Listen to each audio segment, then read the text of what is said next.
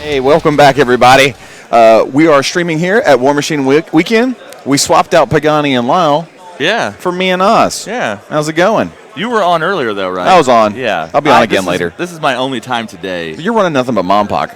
Well, I'm sort of. I'm going to be on tomorrow some. We're doing a Company of Iron thing. Yeah, but you've been doing a lot of Mompoc today. Yeah, all today has been demoing and talking about Mompoc. So we're at round 3 of the Last Chance Qualifier here at War Machine Weekend, and we have a pretty cool game lined up for everybody to watch. Mm-hmm. We've got Jake Wilstrup and Thomas York are facing off. We're looking at Jake's brought Signar, and Thomas has brought in Circular Boros, including some brand new models. Well, Devourer's Host and a bunch of brand new models. Yeah, so things that just got their update about a week ago, right before War Machine Weekend started. So let's go through their list real fast, and then we'll cut away the table and start talking about what's going on. So Jake's bringing Gravediggers with Haley 3. The battle group for Haley 3 includes Ironclad and Thorn. His list, solo-wise, is Maxwell Finn, Anson Hitch, a Patrol Dog, and Ragman. He's got 2 Trench Busters. Then for his units, he's got Alexia 1, a minimum unit of Commandos with the UA, an Express Team, a minimum unit of Basic Trencher Infantry with 2 Grenadiers, and then a maximum unit of Trencher Long Gunners, also with the Command Attachment. Yep. Over for Thomas's list, he's playing Devourer's Host. He's got Morvana 2 with a Blood Shaman, Loki, and a Pure Blood. Then his solos, he's got Elish Garrity, Gallows Grove, White Mane, and then unit-wise, he's got Shifting Stones, no UA, Blood Weavers with the UA, Blood Pack, Ravagers with the UA. I assume, look at the points cost real quick. Yeah, both those are maximum units. Yeah, those are max units. And then 2 free Wolf Rider Champions. Yep. So he's got the Blood Shaman and the Hara Specs, the Blood Weaver attachment, as brand new models that just came out. This is going to be a really good match because we're talking like 2 very strong casters, Morvana 2, Haley 3, 2 infantry-heavy lists. It's going to be a game of positioning and a game of just really order of operations and knowing what your opponent's capable of, seeing you put the scenario pressure on first to make their opponent start committing infantry where they probably don't want them, and then seeing how it goes from there. So I'm scooting closer to you. Oh, Tony said versus scoot. Actually, you got to scoot this way. Scoot. Yeah, this way. Also, Thomas. Thomas came from England, right? Yeah, Thomas is from England. Thomas is from England, so he's from York. Yeah. Yep. So he came a long way. There we see Thomas York and Jake Wilstrup. Jake from York. Yeah. No, Thomas from York. Jake not from York. No, Thomas is not from England. Jake is from York. Jake Wilstrup. I thought their names were backwards. No. Jake Wilstrup is from York. Sure, I haven't seen who's playing with Army. I hadn't seen their England. name tags. I can see Thomas's name tag now. Now I understand. Now I totally understand. This is good talk. Uh-huh. Yeah.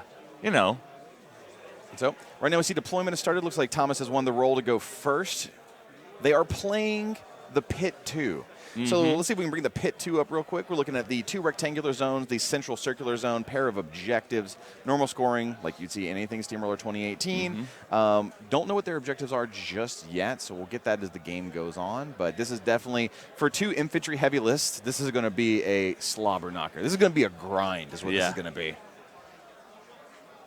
Well, and all the pit scenarios have always been like that big central fight with lots of piling in. Between looking at Morvana's feat being able to bring back infantry, and then, Haley being able to bring back infantry. Yeah. Oh, this may take a while. Everybody get comfortable, get your cozy socks on. We may be in for a very long, very, very, very grindy game.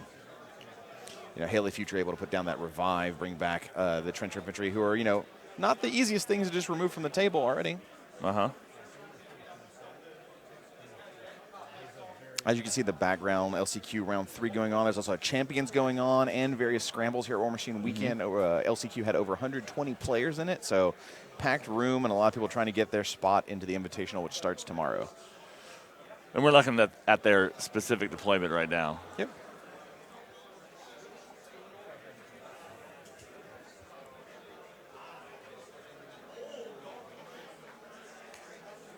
Grommelfist on Twitch. By the way, we are streaming live on Twitch. So if you're catching this on YouTube later, you'll hear say someone's username occasionally and a question. That's just responding to people on Twitch as we can.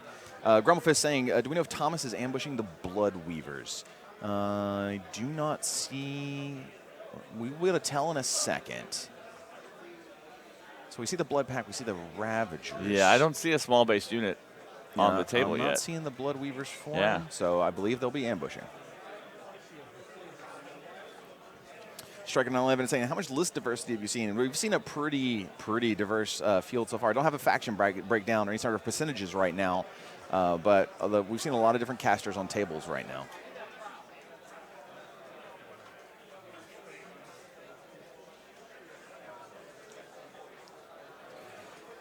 Wabbajack on Twitch says, how does one go about bringing models when they fly? Is it carry-on? Do you risk having it checked? A lot of the Battle Foam bags, they make a tournament bag that can hold 2 lists, and some of the bigger ones are actually airplane compatible. I've flown with miniatures more times than I can count, and never had a problem. I put a Battle Foam bag in my suitcase that got checked on this trip, and it was almost all Monpoc, and it all traveled fine. A lot of those units are one pieces, though. One piece? One pieces. Singular pieces? One pieces. So here we see on Thomas's side, we've got a Wolf Rider champion here. The other one's up top. Ravagers, Blood Pack. Morvana's right here, flanked by her beasts.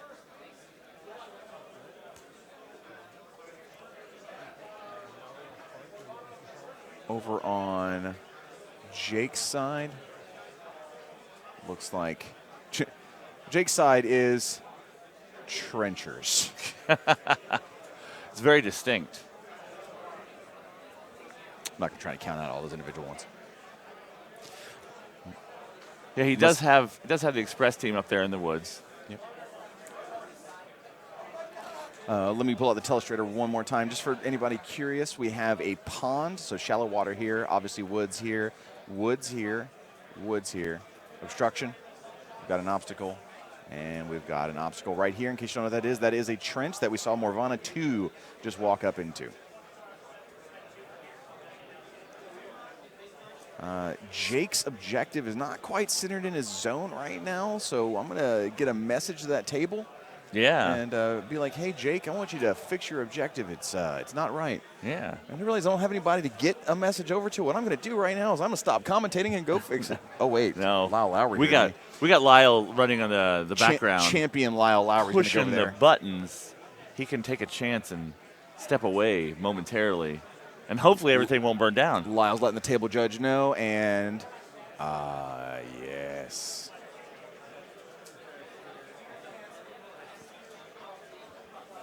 I will commentate and judge this game at the same time. Sure. So unfortunately, I did miss what Morvana 2 did because we were talking about that and trying to get the message over. I imagine she Fog of War. Why wouldn't you against this list? So I'm going to assume that the upkeep on her is Fog of War.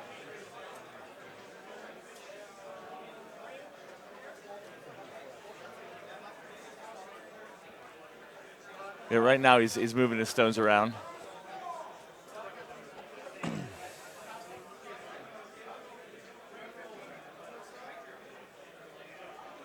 Measuring something, what, from the building side to one of those units in the front, look like?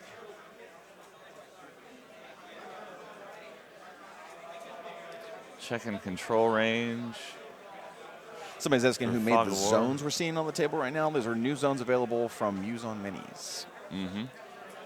All right, yeah, so we see that Thomas is measuring control range from Morvana, so I'm just, there's no way that upkeep on her is not Fog of War, especially against trenchers. Yeah, so. yeah. Gallows Grove walking out in the open, but it's got Prowl. So if that's not Fog of War, I'm just going to throw my headset down because I have no idea what's going on anymore. Yeah. Well, the Wolf Rider champions have Prowl too, and so he measured out to the very edges of his control on both sides, the one hiding behind the building at the top and the one at the bottom below the water. Yeah. So unless something crazy is happening, he's got a cloud up. So yeah. Bloodpack runs up, Whitemane runs up, Elish runs up. Just a bunch of runs turn one. Well, he's got a pretty good defense and Fog of War to keep him alive. Yep. He's facing a lot of guns, though. Upkeep on the Ravager unit, no doubt, is going to be Carnivore. I mean, with that many trenchers to eat and heal Morvana, plus the +2 to hit, that's got to be Carnivore. Charmat Mercs on Twitch says, is that Loki? Yes, his battle group is Loki and the Pure Blood. So Thomas York's turn is over, passes it back to Jake. Mm-hmm. And he's checking.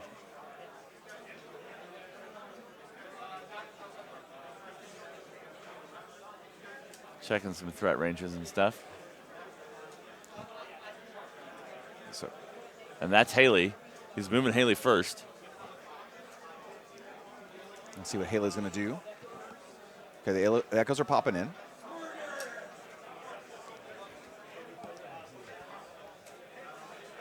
Just going to listen real carefully so make sure we catch what Jake does. Okay. So, yeah, looks like Haley walked up. She popped the echoes. Then tactical supremacy on the trenchers, giving them that reposition 3, and I think that's all that she did. Yeah, it looks like it. Octantis1 in Twitch says, is this the LCQ or Champions? This is the LCQ. Yep. Round 3. Jake Willstrip from York and Thomas York from not York. Haley 3 versus Morvana 2. Gravediggers versus Devourer's Host. The new update. I thought you were going to get it wrong there for a second. I thought you were going to say something weird. Versus Blindwater Congregation. Sure. Well, I mean, this is the second day technically of Warmachine Weekend, and the longer a con goes, the less sleep you get. Yeah, I stayed up pretty late last night. Yeah. So the trenchers walking up, popping smoke, and then they're going to repo 3. Yep. Oh my God! With that forest, the current forest layout. Well, I guess you just don't need a line of sight to anything, do you? Yeah. Well, brutal. I mean, clouds all over the place. Fog of War on one side and cloud wall on the other.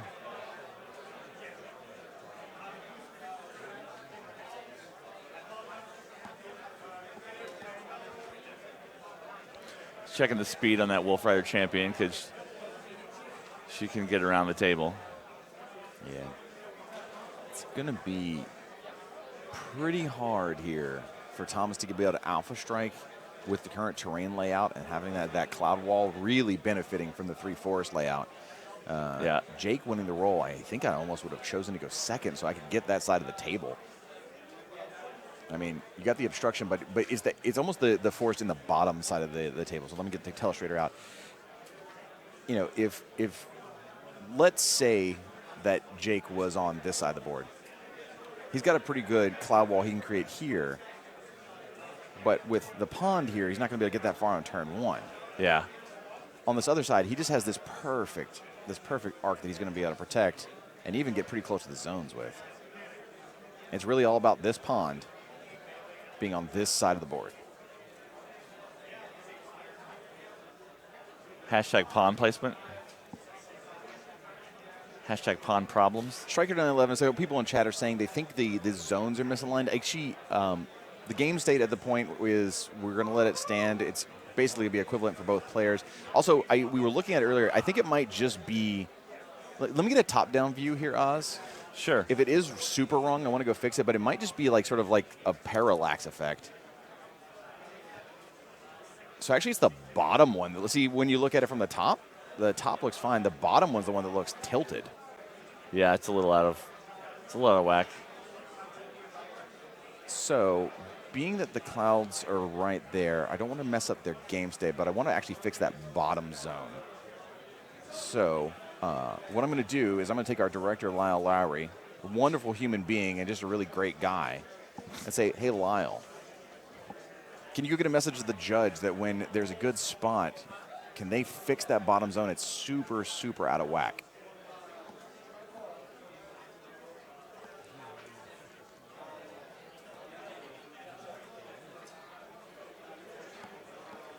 And I think we got a definite answer to the ambushing Bloodweavers because they're nowhere on the table.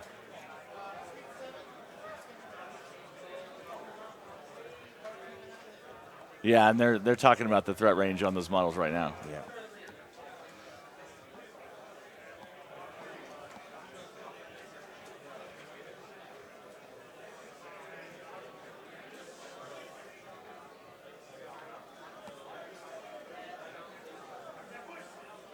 Okay, so the judge has been informed. The main thing we don't want to do is screw up the game state of what's going on right now. Yeah. Gotta keep that pond placed exactly where it is.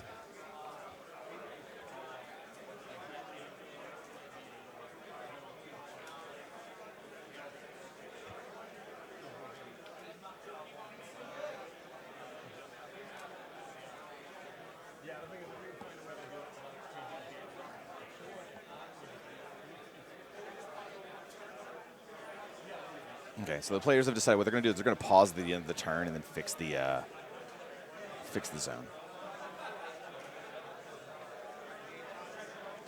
Now, sorry for those of you watching. We did miss a couple things that were going on. All right, so the clock's been paused just so we can fix the zones.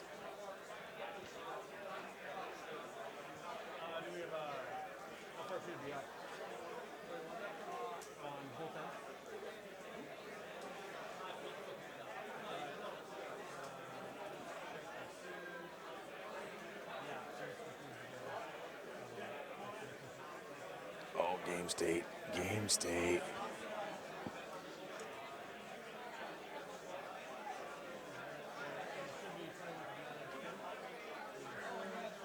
All right. All right, they've made an adjustment. They're just making sure the clouds stayed where they were supposed to. Yep. It's not 100% perfect, but you know what? It'll be all right.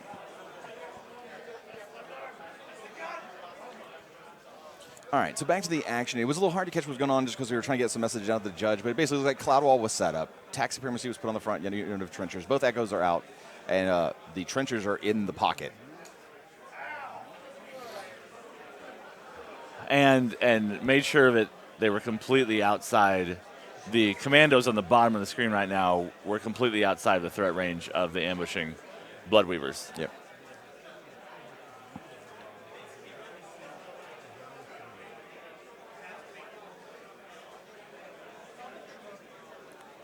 So, upkeep-wise, looks like Fog of War is being upkept. Yep, Carnivore is being upkept. So it looks like Mormana 2 is sitting on her 5 Fury after upkeeping both spells. The deforestation of the Iron Kingdoms continues. Yeah.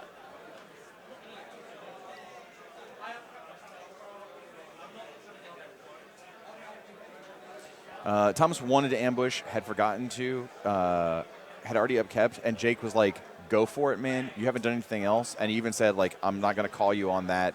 You know, you wanted to do it. So really great sportsmanship right there from Jake, and not like kind of like calling his opponent on it and being like, technically you couldn't do that at this point in the game. So good on him. Really cool on him.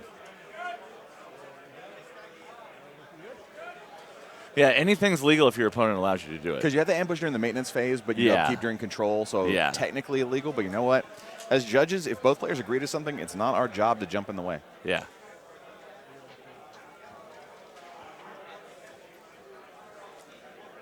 Unless they're agreeing to absurd things like let's set our models on fire, or let's punch the judge in the face. All right, so ambush is happening. Give me that top-down view, please, Oz. Let's see where the ambushers popped up at. All right, pull the illustration up. You can see right here the ambushers have popped on. Probably just going to run in, not the whole unit, you know, maybe just a handful of them, right? Try and tie some of this up, cause a threat. I'd say you're leaving the unit leader and the rest of the unit back behind the woods, out of line of sight, with the Pathfinder to be able to move through and get into this as they need to and just tie them up and make Jake have to deal with them. Oop. So, interesting change in the CID. The Blood Pack got Hunter, so they ignore Forest when they're firing their bows, right? We just changed so much in CID. I'm going to pull up the I think that is the change we made. They got Hunter at the end. I think Hunter allows you to ignore Forest for line of sight. No, it doesn't. No, you don't ignore line of sight. It's so. Ignores concealment and cover. They have Tree Walker. Tree Walker. So the Tree Walker is you ignore line of sight when determining, or you ignore Forest when determining line of sight, and that's for anything. And Yeah. also, while complete with Enforce, they get +2 def against melee. They picked up Hunter, which Hunter says you ignore all concealment and cover. Okay. So, Dug In, doesn't matter. Fog of War from Morvana, doesn't matter. And then the woods are not going to protect them. So these Blood Pack are going to get in whatever they really need to get into. Yeah. Now, the clouds are still blocking it. He only has a small window in the middle of there. Yep, you got it. But he does have some targets. So the range on those bows is 12 inches. Yeah, they're 12, 14. Looking at arcing fire shots, too. So you've got, with the Blood Pack, here's your window right there that you can get shots in through. Yeah. He's some models are dying, and Alexia's collecting some corpses. Alexia's having like a birthday party right now, the amount of bodies she's going to be getting. Mm-hmm.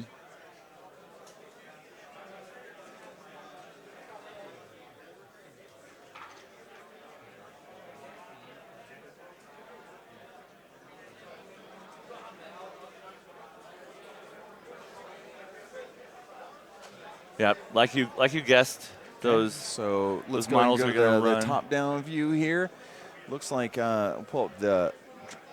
I'm going to drop the bottom third there so we can see exactly what he's doing. Yep. So, yep, he's going to run a few in. Now, I'll be surprised, like I said. I imagine he's going to leave most of them here, out of line of sight, with the unit leader back here. And these are the Trencher Commandos right here that he's getting into. So, yep, there we see 3 run in and engage. The rest of them hide in his pocket. It's like sometimes I know what I'm talking about. Every once in a while. It's sometimes. It's kind of I rare. know what I'm talking about. So here we see the Bloodweavers in place.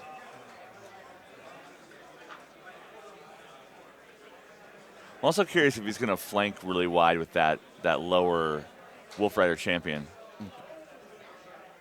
The Ravagers are running. Oh. Okay. Well, now that all right, cool. That's gonna keep that's gonna keep things out of the zone to a certain extent. You have my attention.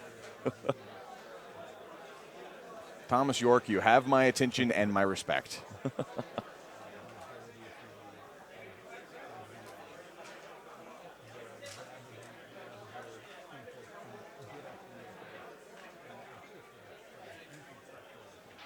Yeah, when you can't see them any other way, sometimes you just have to run at the enemy and engage them. Now remember, there is a change that happened to the Tharn theme force itself, is that every model that can gain corpse tokens begins with 1. So those Ravagers are ready to rock.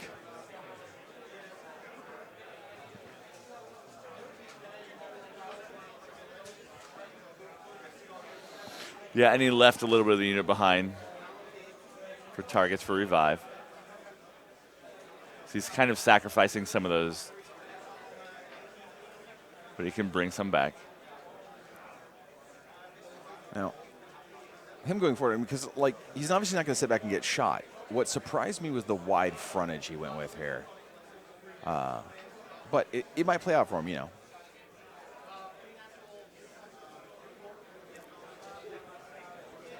Yep. Okay, so looks like Loki. Is that Loki activating right now?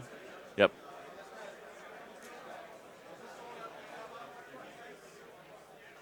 Loki warp for preternatural reflexes, so can't be targeted by CMAs, CRAs, and nobody gets backstrike bonuses against him. Going to be really important against the Trencher army he's facing down right now. Yeah, those long gunners can put a big hole in that Loki with a big CRA.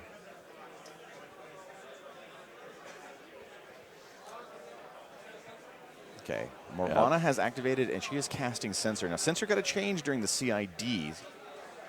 So what Sensor reads as now, enemy upkeep spells in the spellcatcher's control range immediately expire. A model can keep any of its upkeep spells in place by suffering D3 damage points per spell. This damage can't be transferred or reduced by spending focus points. Remove 1 damage point from the spellcaster for each damage point caused by Censure.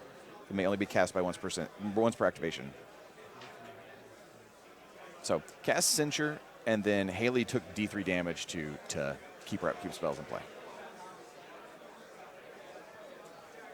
And it only caught that one upkeep spell. Looks like she took 2 damage from the sensor to keep everything in play. All right, she cast Elusive on herself using Loki's Animus. So she has dodge and in a trench with Fog of War up. Cheers. That seems adequate.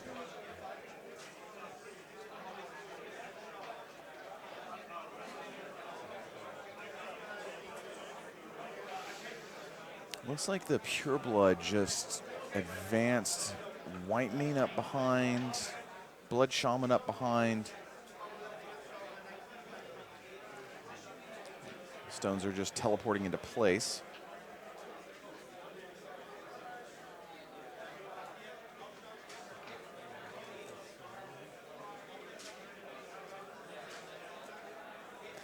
No.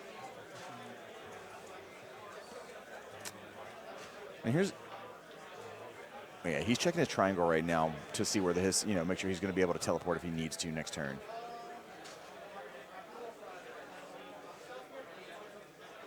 Now, I want to see what it does with these Wolf Riders on the flank and also what the Blood Pack is going to do. As you don't see it, there is a Wolf Rider back behind this building right here.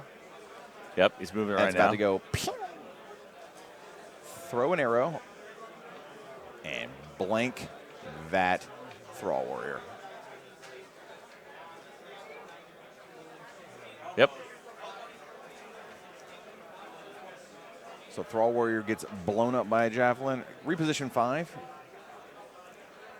Make sure they stay inside the Fog of War of Morvana, and the other one's probably going to... The other one didn't really have any great shots. Yeah, the other one's targets are way limited on that side. There you go. Walk up, jump 5, reposition 5. I was curious if he was just going to run over there or if he was going to do something like that. Yeah, and he's got that Wolf Rider in the backfield.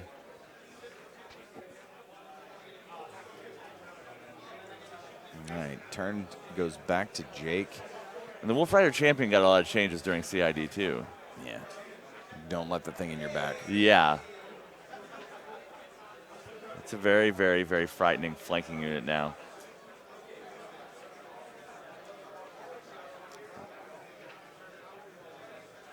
So Jake's turn starting. I imagine both Echoes are going to stay in.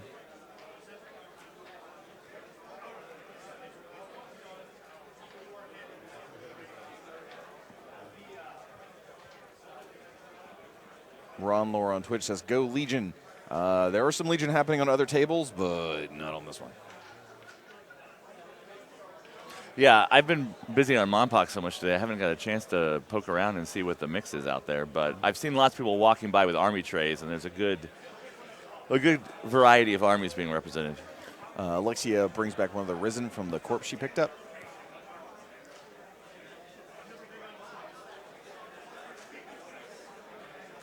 And Jake's going in the tank for a little bit because this is going to be rough for both players. It's almost like who flinches first.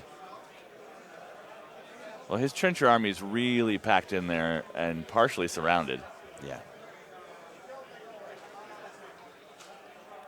And not for nothing, but Morvana 2 does have Death Knell. I'm not saying that's necessarily going to get cast this game, but that's a real spell sometimes. And this current trencher layout is kind of where it's going to be a real spell.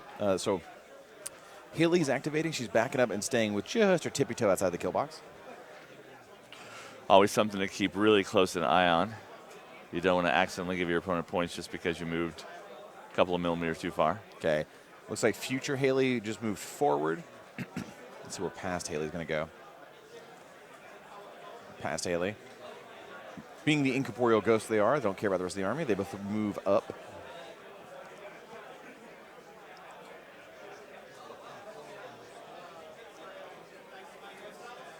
Looks like Temporal Distortion was cast.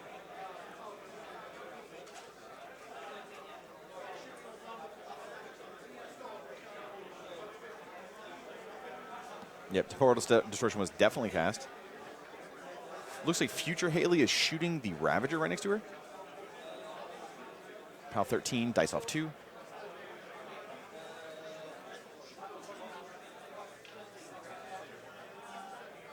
So tough check. Tough, not made. Ravager goes down. Future Haley's going to buy a shot.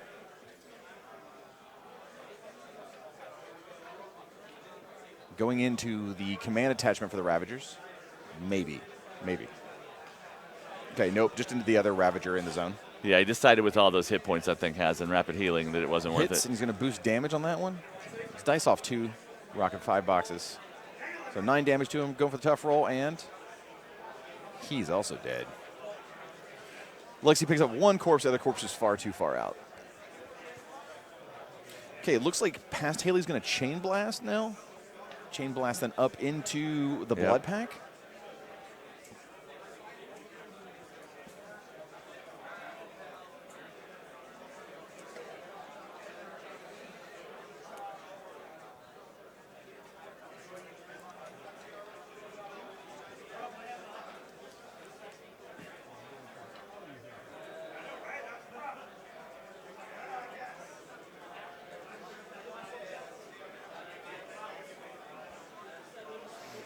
Looks like the Chain Blast didn't actually happen. Yeah, he measured a lot of stuff, but then he decided not to do it. Well, it's a little, right now he's activating here. It is a little hard to see what model that is that he's rocking. Let's try and change the angle and see what we've got going on. Well, that's Jake looking super intense. Thomas looking pretty happy about things. Bunch of background players having fun playing War Machine. Oh, this is Finn. Okay. Yeah, this is Maxwell Finn going in. So yeah. For anybody missing it, Finn is in this pocket right now, taking the Ravagers out. Looks like he's at his rapid strike attack point of his activation right now. Jake apparently did not roll really well. Looks like Finn, after repositioning. So with being able to move through other trenchers, started here, went here, took one out. That didn't happen. Yeah, he did not go to that building up there. Moved over, even with rapid strike and some bad die rolls, he was not able to take this Ravager out, and then he is repositioned to this spot right here. My mouse is acting crazy. I blame the user as much as the mouse. Okay. Now we see the commandos turning around to go try and deal with the ambushers, the Blood Weavers that showed up on his flank. Those commandos are going to make very short work of the 3 in the woods. But we'll see, unless Jake's dice go completely sideways. I was going to try and take that Ravager out of the zone. Mini Feat is being used, so basically getting prey against the unit of Blood Weavers.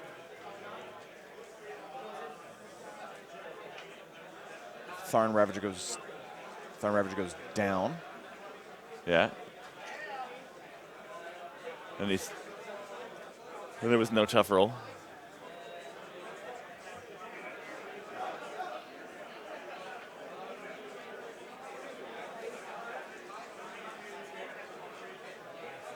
Well, no, the commandos have anatomical precision, Yeah, so yeah. you don't get a tough roll. Yeah.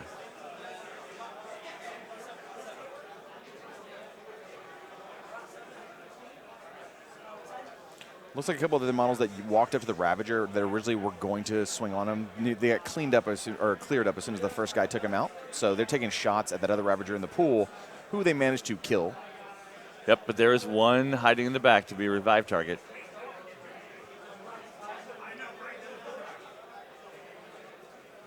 They're measuring the 3 inches of wood for one guy taking a shot to see if he's actually got line of sight to one in the back.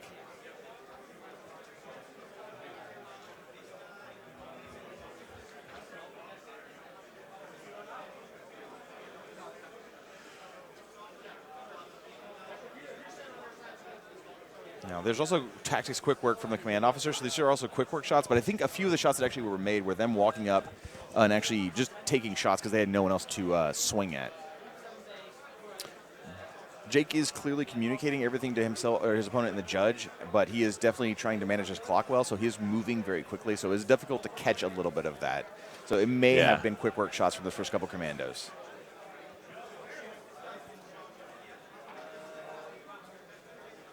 Yeah, that was a very, very tight measurement on that seeing through the forest, so they made sure that was accurate. Yeah.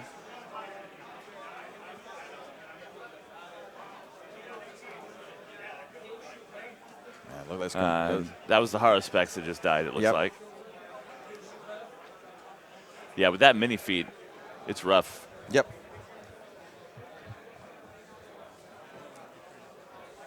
So there was the reposition. Jake was a whirlwind of information just now, and listening to him through our headset, he was very clear about everything he was doing, but he was being very good about managing his clock and making, I'm attacking with this, here's my roll to hit, this is what I rolled, I'm rolling for damage, this is what I've got, this person is dead, and he was just going, not so quick you can understand him, but he was just able to do it very well, and he just did the entire commando activation in a matter of minutes. So shows how well practiced he is with this list. Yep.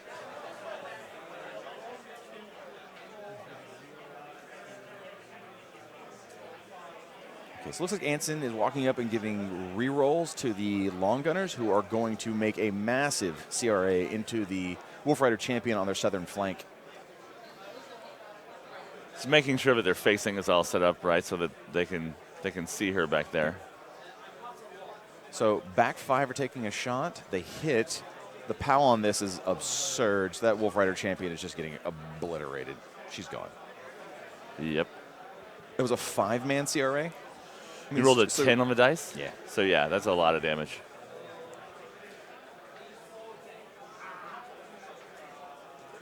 So, whoops. These 4 here are taking a CRA into this model here. Yeah, and they're using that long gunner ability to stand still and get 2 shots. It was the back 5 here that had the CRA into the Wolf Rider over here.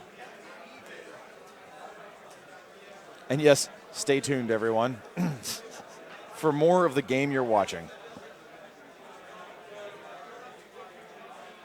Okay, left with the Ravager command attachment with 3 health. Yep. He's firing more long gunner shots. Yeah. This is a 4-man CRA into him. Okay, here comes the tough roll for him. Rapid heals for 3.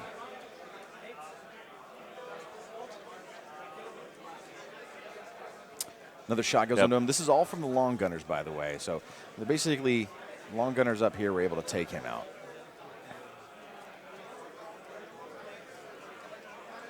Yeah, but Trencher long gunners Now, put out a lot have, of fire. Yeah, we still have the normal Trencher infantry here, who I think are just going to probably get in there. But right now we're going to see the express team come in. Express team's right here. Get into a blood pack.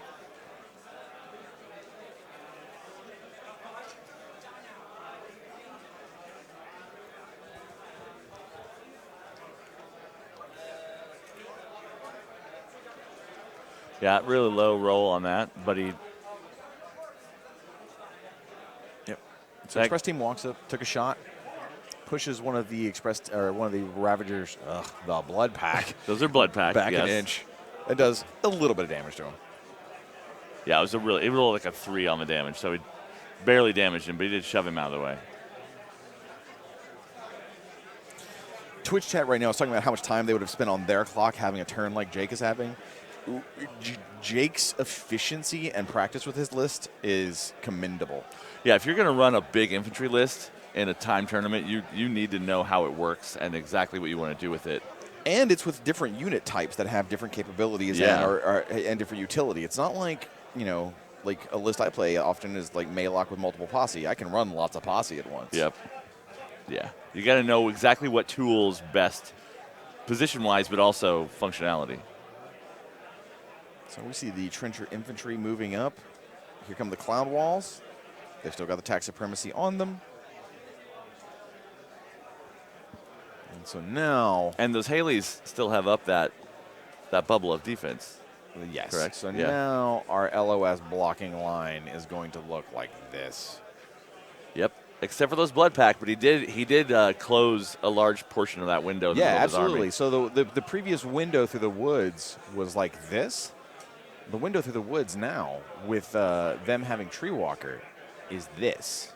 Right? Yep. Great job on really closing that gap. Now,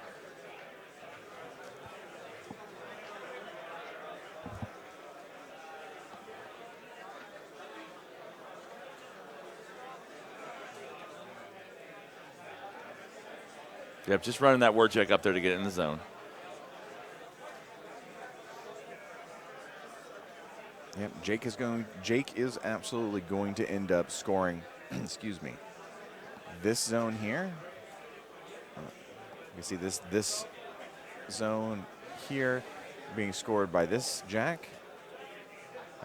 We've got, Wolf Rider contesting here, and then obviously the remaining meat of Thomas's army here contesting. But this right here is going to score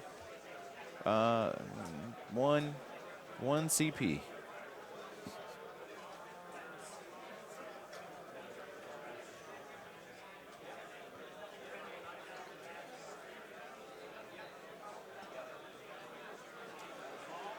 How about asking, didn't Minions get something new at War Machine Weekend? Yes, Under Chief Meyer came out. Yep. A new Lesser Warlock capable of bringing Swamp Trolls. Yeah, a lot of people are excited to get him on the table this weekend.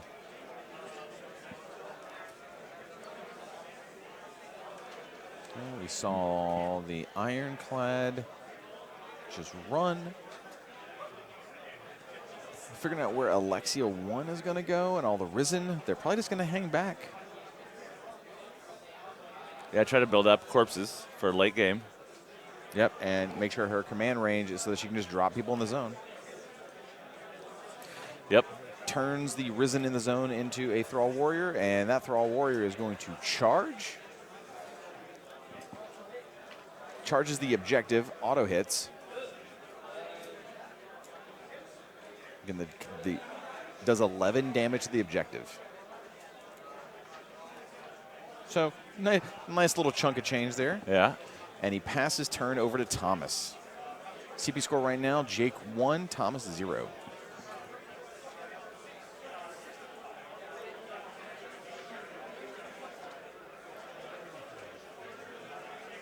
So we see the Vengeance move from the Surviving Ravager.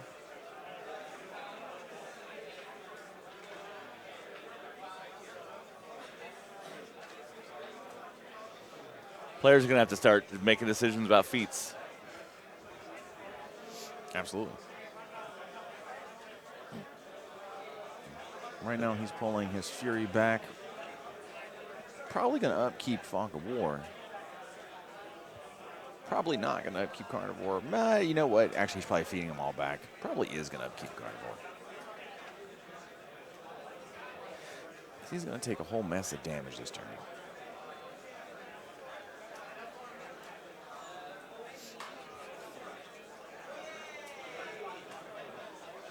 Yep. Asking for the defense on the Ironclad, and it's 14-18 because he's within the range of the Haley for Temporal Distortion.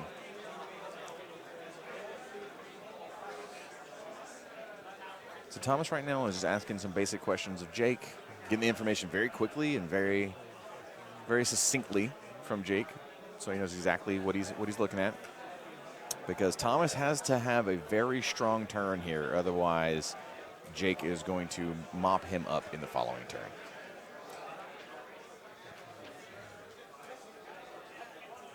So Oz, yes. if you're Thomas in this situation, what's your plan? I've been thinking about that. Well, is Wolf Rider up there on the top is tied up, effectively. He's lost that Ravager unit, and they didn't really slow down because Finn was in there. They didn't really slow down those trenchers much at all. So it's going to have to be good use of the feet and revives and trying to get back in this game. He still has both his heavy war beasts, Loki and the Pureblood. Oh, 1 second, Oz. 1 second. Lau, can you get a message to the judge and ask if that Ravager vengeanced? Because if that's the chief, I can't tell if that's the chieftain. No, or not. the chieftain died. The chieftain was in the middle So of the. it's granted vengeance, not tactics. Oh. He should not have been able to vengeance. I would catch it now before he moves.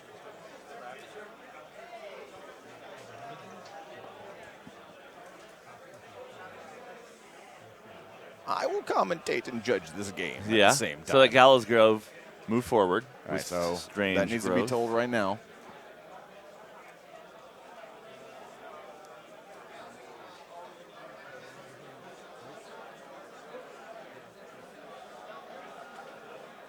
All right, table judge is saying that model did not vengeance. So maybe Oh. maybe I'm crazy. It didn't. It just moved normally. That was just its normal activation. Thought that happened before the thing started. Looks like he's gonna jump with his Wolf Rider champion. Get behind that Thrall Warrior. So if we may have, we're not at the table. We can't hear everything we're saying. Yeah. So it looked like a vengeance move to me. I don't think they've activated yet. I think he took a vengeance. I'm not sure. Mistakes happen. Judge said there was no vengeance, so there was no vengeance. Yep.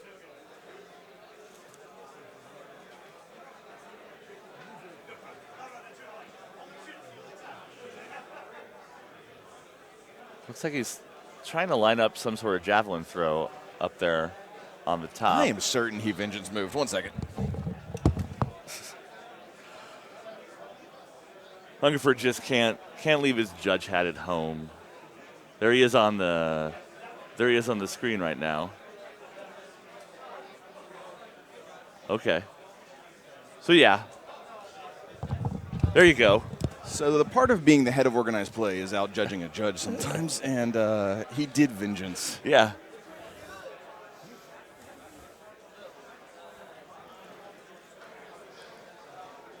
So, yeah, they confirmed he did. That was a vengeance move. He had made it. He forgot that it was granted. They moved him back. We're good to go. Yep. Wolf Rider hops over. Going to use dual attack, which is a change in the CID from recently. Make some melee attacks and throw a javelin. Takes out that Thrall Warrior pretty easily. And then is that just a regular trencher infantry at the top? Or is that a Haley he's throwing the javelin at? I can't quite tell. Well, let's go to the top-down view and see if we can get a better look at what's going on. So right now you're talking about the javelin coming in here. Yep. Okay. Yep, it granted a corpse. Don't believe that was a Haley. I think that was just a regular trencher infantry. No, because you can see right here, this is That's Haley. That's Haley past. Haley past, okay. And then Haley future is right around here. Yeah, It's a okay. little hard to make out, but Yep. Haley future's right there. Actual Haley right here. Yeah. Real Haley backed up as much as possible. Thomas trying to pick apart this army any way he can. Absolutely. But that cloud wall and those forests and everything else going on right now is presenting quite a challenge. Okay. All right, Morvana's going in. She is casting a Death Knell for the Gallows Grove. Yep. Remember how I said when Death Knell's a good spell, it's a good spell? It's about to be a good spell. Yep. Shot lands. Death Knell is a PAL 10 plus 1 damage for every model in the AoE.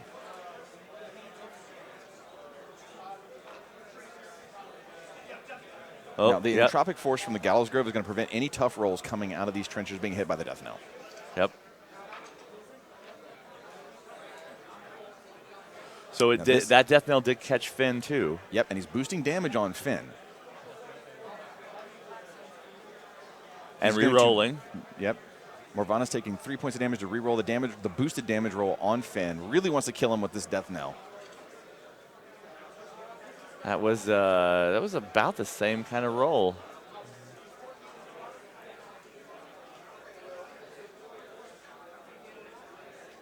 Okay, it looks like Finn did survive. Yeah. Morvana is going to feed, and here come back the Ravagers. Now the Ravagers can't make combat activations to turn their return by the feet, correct? No, they can take actions. They can't attack is the new wording under the post-CID change. They may not attack the turn they're returned. So say you brought somebody back who had an action, put a cloud down, like the Druids. Yeah. You absolutely could do that. You can't make any sort of attacks.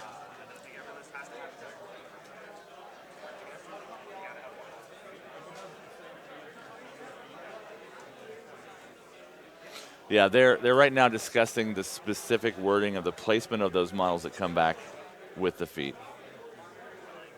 Yep. They're placed completely in her control range, information with the original units. Yeah. Some of those return to play also require 3 inches of the model casting it or something like that, but this feat does not.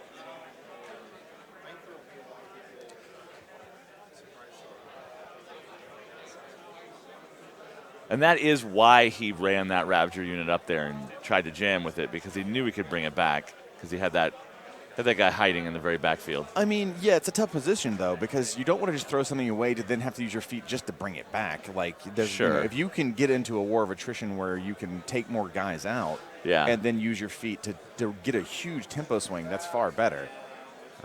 But I agree that you can't just hang back and let them get shot to pieces. But I think he fed more of them than I was expecting with the way he ran up. Yeah.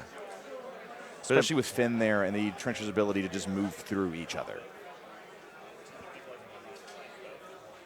Yeah, but there was nothing between that cloud wall and that wall on his side of the table for those Tharn to hide behind. So they were just going to take shots when that cloud wall came back down. The Pure Blood just moved up. Yep.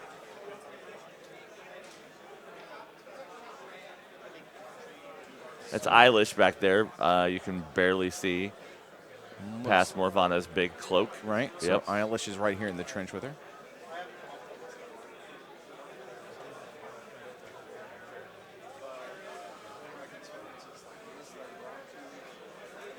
So Thomas is just sort of getting all his ducks in a row. I think we're going to see the Blood Pack and then Loki. Yeah. So the first Blood Pack is the one up front is going to aim. Again, they have Tree Walkers. They ignore Forest for line of sight. So his window to see enemies is about this. Yep. I mean, you can see down into that lower crack too, but it doesn't have a lot of targets. Yeah. You got this one right here. He's trying to see if he can see that Express team. The big guy on the Express team. Oh, he's moving him out a little bit to get a wider angle on that cloud wall. Okay.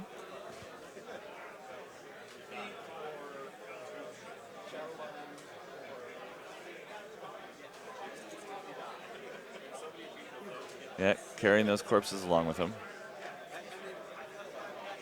Just Jake being a bro and fixing his damage for him down from 6 to the 3 he had taken. Yeah, yeah.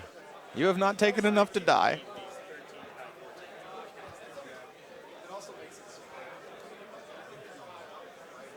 Yep. So he's firing through that lower crack in the cloud wall too. Yeah. Looks like that was just a trencher, just a regular trencher he took out. Yep. Still not getting the tough roll because of the entropic force from the Gallows Grove right there. He rolled Snake Eyes, so he's taking more damage to reroll. Yeah. Now this is the shot at the Express team. Took D3 damage to reroll.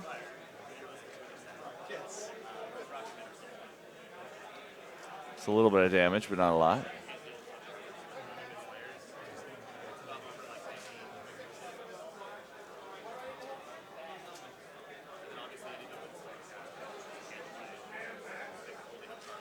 Yeah, with that Haley up there, he's needing pretty good rolls to hit those models. In addition to any of the terrain benefits they're getting, you also have the bonus defense from the spell she's got up right now. Yeah. From the temporal distortion. Yeah, this Gravedigger army is really unfriendly to shooting. Yeah, once they get puts my shades on, entrenched. Do they slide down from the sky all digital style? Is that what happened? Once they get entrenched, they are super, super hard to dislodge. And he's got them up in the zone, so now we will see. Plus, he's got plenty of shots with those long gunners that he's kept back that haven't really been touched much. Trying to figure out how to get Loki in there. So what we see right now, this is a proxy model going down for Loki. What I think that he's trying to do is he wants to get Loki here, and then he wants to pull the Ironclad up into the woods, and then he wants to beat him to death. But he's already activated his Pure Blood, so he can't follow up with the Pure Blood in case Loki can't take it out. I mean, Loki can probably take out an Ironclad.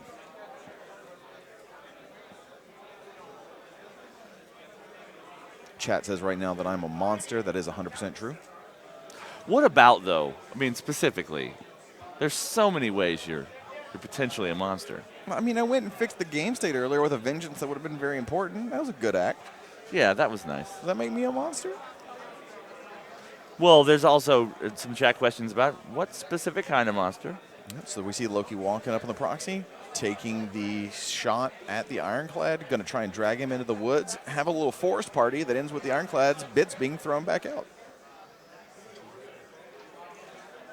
He misses. He rolled has a to go 4. for the D3 reroll, takes a point of damage on Morvana. Man, Thomas's dice have not been kind to him.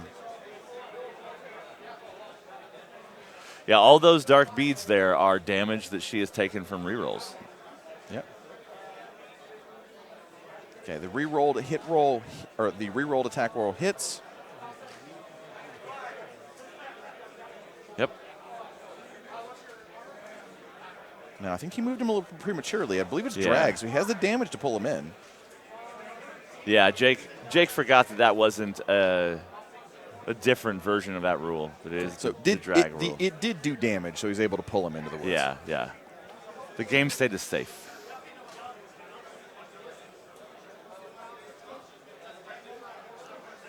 Okay, so now we're just going to see Loki's attacks being resolved against the Ironclad and buying some additional melee attacks here. Would not be surprised if we don't see a severely disabled and or just flat out destroyed Ironclad by the end of this. Yep. Loki, I think warped strength. I actually can't confirm that right now. Well, he said, Jake did say that he was off 2 on the damage rolls. That means he's hitting at 16s, which means he is warping strength Yeah. because the bite and the shield are both 14s base. So yeah, he did warp strength.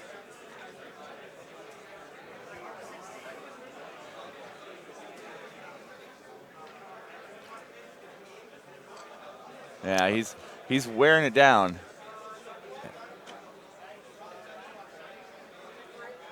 He's taking more damage to reroll, and he rolled a 3 that time. Oh, Morvana. Morvana, you got some damage on you, girl. He's running out of those dark beads.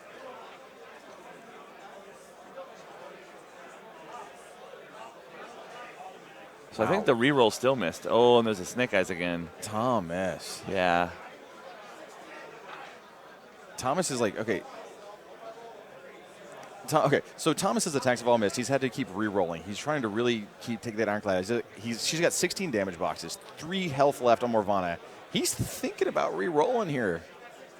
Yeah, if he rolls that D3, the game is over.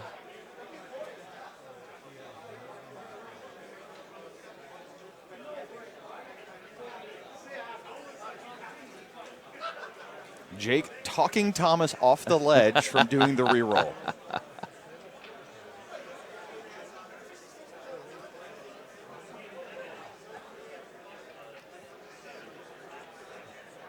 And Thomas does not decide to go for the super duper risky. Let's see, what's he got? Let me double check something here. 16 damage boxes. I'm counting 13 beads there, so she's only got 3 left. So a 3 on the reroll would in fact kill her. Thomas was legitimately thinking about doing the reroll just to kill the Ironclad. I'm not going to repeat Jake's exact words because I don't think they're super stream friendly. Okay, it looks like the clock has been paused just because they're trying to make a really, really close measurement here. The judge approved it. Oh. And smoke after clouds. that, we just threw models everywhere. Are a little slippery. So that is the white man coming up there to try to finish off that Ironclad.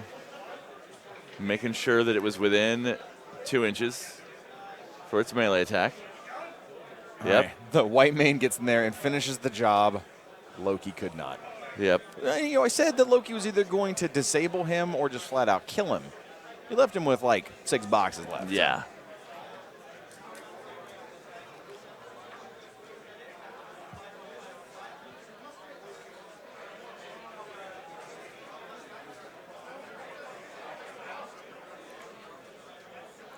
So the storms are teleporting Morvana and making sure she's staying with a tippy toe just out of the kill box. Yep. And Jake has a kill box stick. One sliver of the edge of the base is all you need to not be kill boxed. But unlike the old rules for kill box where it just killed you, it just scores your opponent points. That's now. super old school kill Oh, box. yeah. Oh, well, that's why it was called kill box, because it killed you. So here's the thing. What thing is that? Haley's feet? Thomas is in a really bad spot now.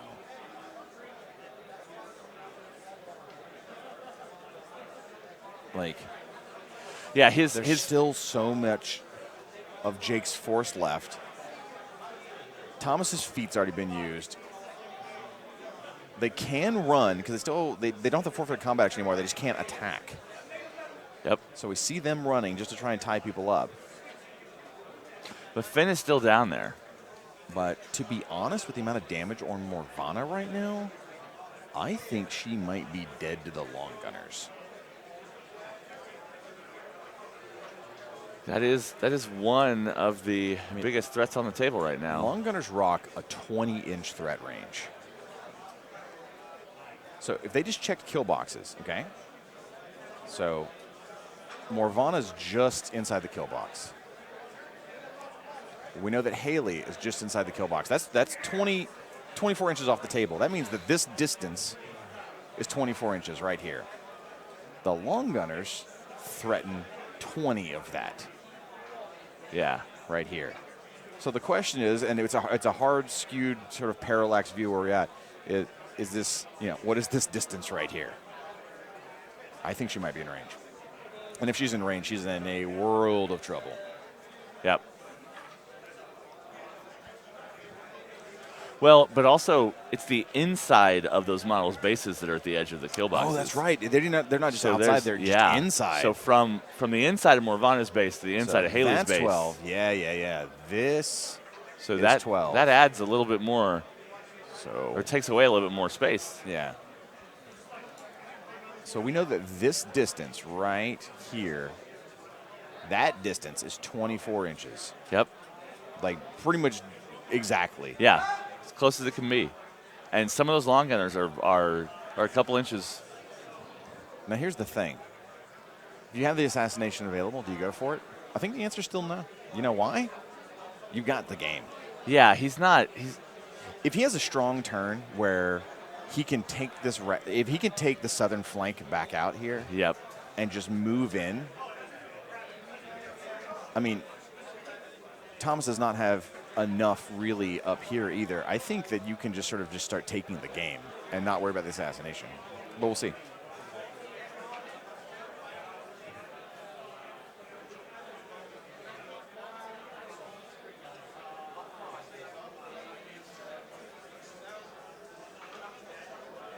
Looks like the Express team just took a shot into Loki. Yeah.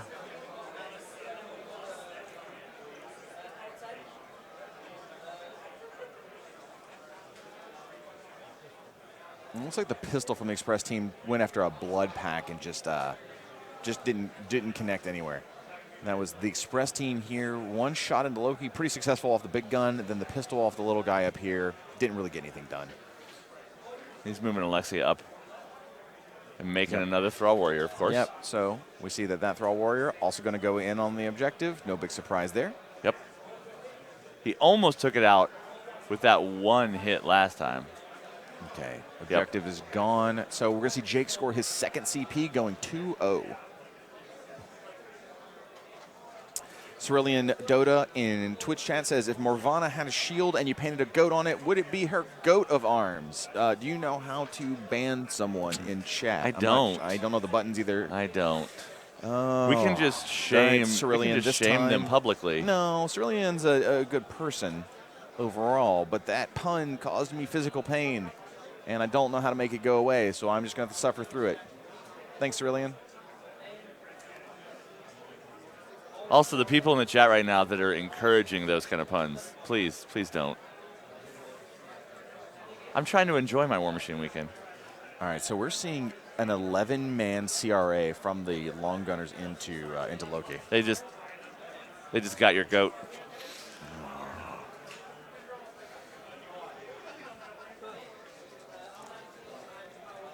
This is dice +2, the 11-man hit on Loki.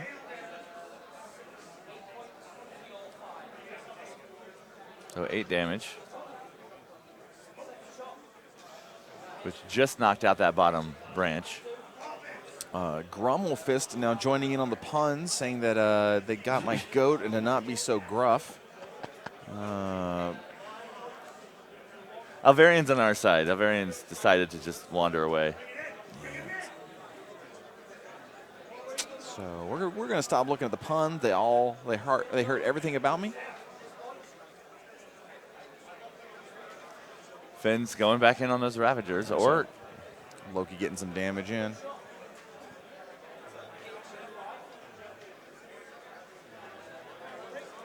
oh, Finn's going after the Gallows Grove. Yeah, you got to get that thing off the table.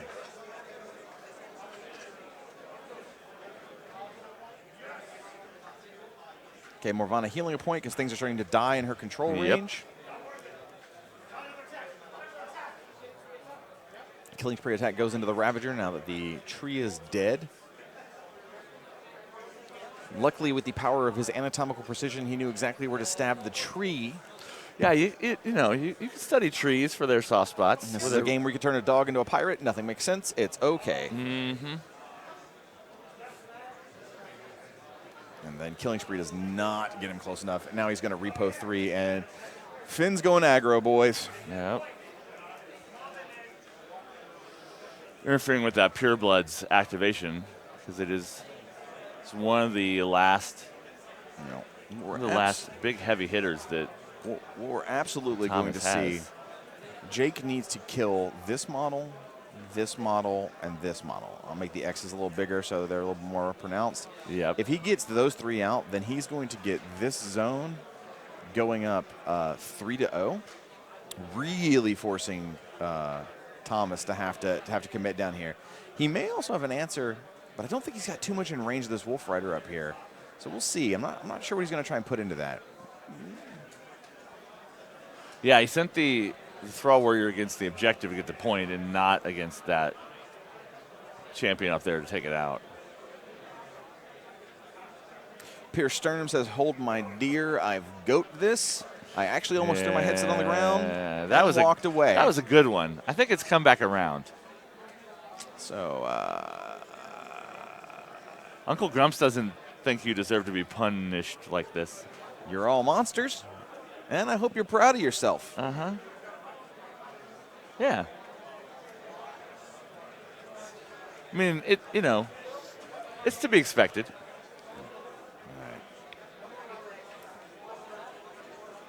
So Thorn is running, staying within 10 inches of that Ravager at the bottom corner. That is double checking the range here, making sure it's exactly within 10. Yep.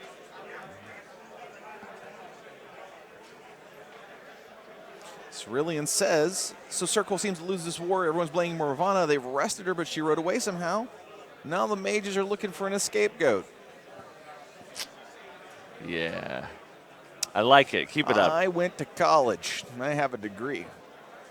This is what I do with my life. So, different appropriate question. Gommelfist is wondering when Meyer goes on sale normally, because this is a pre-release. Developing games is a very enjoyable thing, but these puns are killing me so inside. We have not officially announced the regular street date for Meyer.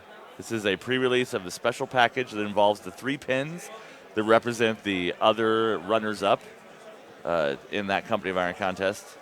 And he will be out at a later date, but nothing right now to a specific date. Okay. So the Haleys are activating. Haley Past is throwing a chain blast through Thorn down into here. Some damage got done to Loki from, I believe it was future Haley shots. Yeah. Only does 3 points to him, leaving him standing. Rapid healing kicks in. Heals 1.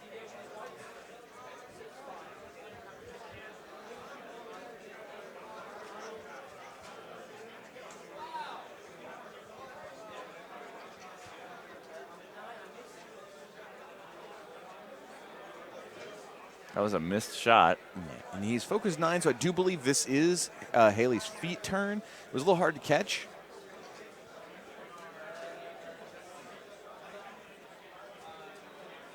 Now, given the amount of spells he's casting, this was absolutely feet turn. So, yeah, feet has been used by Jake. Did a few more damage, but Loki has 6 hit points left.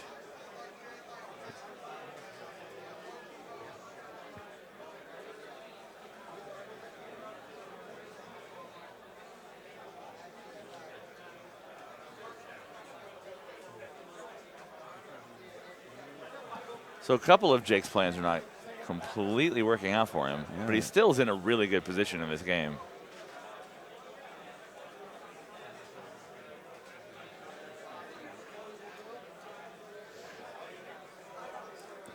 He's activating his Trencher Commandos down there on the bottom of the board.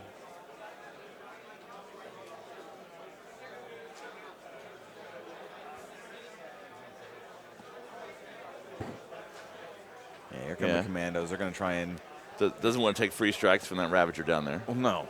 No, nobody wants free strikes from a Ravager. All right, so the command attachment's starting, stabbing the Ravager. Snake Eyes to hit. Next attack misses. Third attack hits him. Barely, yeah.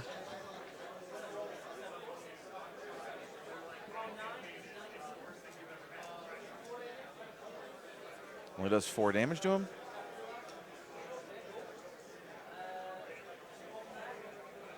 He's throwing grenades. He missed. Yeah, the 3 commandos, including the attachment that went on that one Ravager next to the objective, failed to take him out. Yeah, those are some abysmal die rolls, though.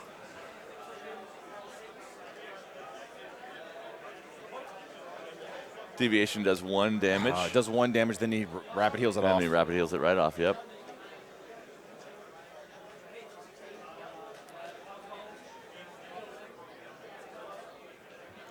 Tough roll. Tough roll, rapid heal. Heals 3. All right, so the guy that had 3 on him. Oof. Oof.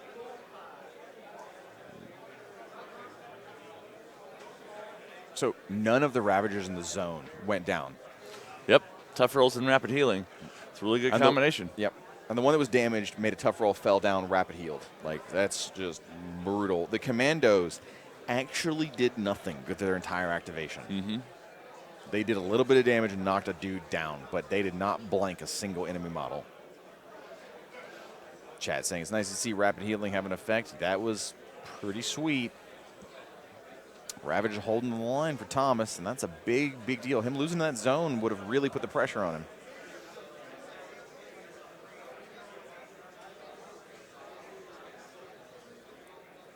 Volatile Poo on Twitch says, time to play Mortality Casters more. Yes, like Maylock.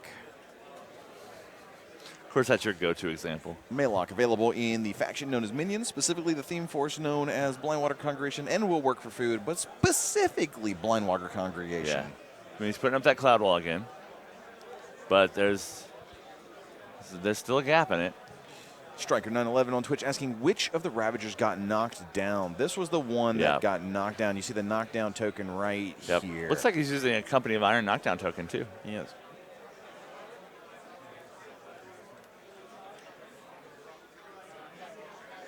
Oh, here come the Trench Busters. Yep. Cloud wall's back in place. Trench Buster charging through his own models because of Anson Hitch. Yep. Tactician lets him move through people. Hits Loki with the charge attack. That's very important. Pretty good.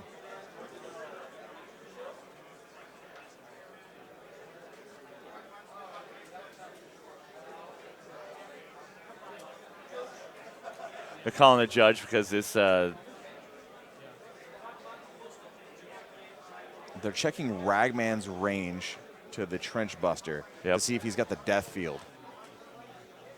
We're letting our table judge make the measurement.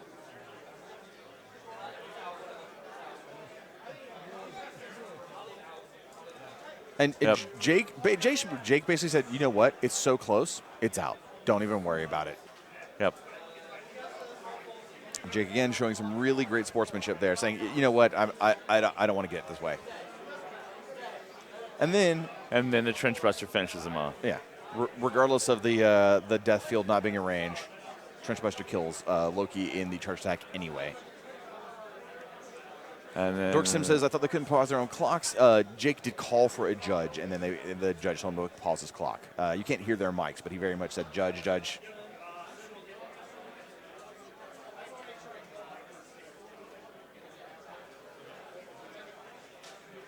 Yep, Morvana getting a little bit of health back because of Loki's death. So, looks like no points scored that turn. Still just rocking 2-0. Yeah, the Vengeance was not taken this time. So Morvana is no longer on 3 health. She did heal from some of her models being killed near her. Yep. Thomas is using the black beads to be her health. Looks like I'm counting 10 out there. Means she has 6 health left, so she healed 3.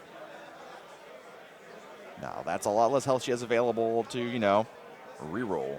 So we just upkept, I'm guessing Fog of War, because that token next to her is probably Fog of War. He needs Carnivore out now. Yeah. And those boys need to get in and get some work done. Doesn't have his Arc Node anymore, though. Or his Channeler, technically.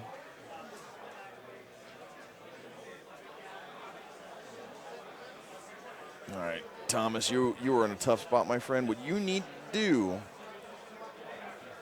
is win, right? Just win. So let me look at this. With Heart Eater here, right? This guy can potentially take out these 3. Except for tough rolls. Except for tough rolls. Yeah. That Gallows Grove being gone. This guy, you send this guy in. I don't think you're not charging. Well, that guy's knocked down. That guy is knocked down. That guy's knocked down. Good call. So this guy's knocked down. So you can't do much with that. So this guy right here, he's looking at blank here, here, and here. This one here, you send down this way. Yeah. This one here, you're sending in here. This one here, I think you're sending in straight ahead of the guy you can see. Yep. You've got Thorn. And the question is, what are you doing about Thorn? The Pureblood, it's really hard to see if the Pureblood's going to have... Well, Finn's standing right in front of Pureblood, too. He ran Finn and repositioned him up in front of that Pureblood. So he's got to deal with Finn first. Finn, right. I think there's you've got a white mane right here. I think you've got multiple ways to go deal with a Finn. Yeah. The question is whether or not the Pureblood is going to have line of sight to Thorn there through the cloud. And that's going to be real close. And it's hard to tell from our view whether or not that's going to work out. Doesn't look like it. I do think Thomas's best chance is to push hard where he's going to have the most resources right now, where he's already committed the most with his Ravagers and what he has left. Yep. You can switch gears a little bit, put this blood pack up here. The problem is he can kill the objective, score a point. He can put the pure blood in if he's got line of sight, score a point here. But that means to start scoring on this zone up here, he has to commit Morvana. And I don't know that he's going to be willing to do that. Especially when there's going to be Thrall Warriors up there for the rest of the game. But he's got to get on the board. You can't let Jake have a 2-0 lead on you and not score any this turn. You have to score something. You're not scoring the middle zone. You're not scoring the circle. It's just not happening. The only way you're scoring the top is if you run the Pure Blood up there or run Morvana up there. And I think you're putting the Pure Blood where you can actually get some work done this turn because every activation needs to count. You need to have that Pure Blood. Yeah, but the angle on that line of sight from the Pure Blood to Thorn with that cloud there is real iffy. If we stay on this angle right here, we know the Pure Blood can go here. Yeah. You've got a charge line there that'll put you in the zone. But I think you have to put him into Thorn to actually get anything done. Yep. And then let's be honest, these are Trencher Long Gunners. Yeah, there's a whole unit of Trencher Long Gunners waiting back there. So it could be also a matter, and I'd have to see what the ranges are. Does Morvana have maybe a charge into Finn that gets her in any sort of range of a death knell? I don't think so. It'd be kind of a long shot, but a death knell into this right now would be brutal. And then she could repo back behind the woods if she had to.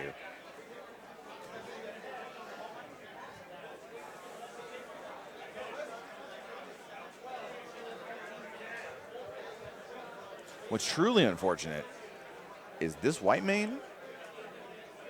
I do not see any good angle this turn because of everything that's in front of him for him to get into these long gunners. Yeah. Or really anybody with Heart Eater to get into these long gunners. And that's, Yep. I mean, this block right here, not to mention the Haleys, obviously, but this block is what is keeping Morvana honest this game.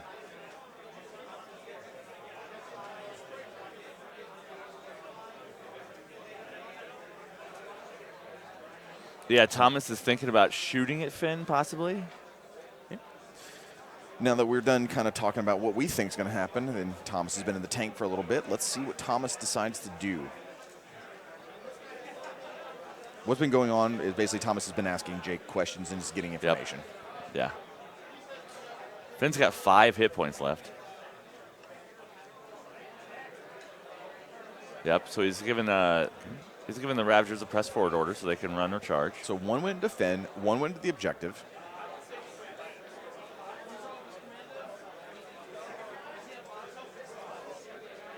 Checking on the hit points of the command attachment. Okay.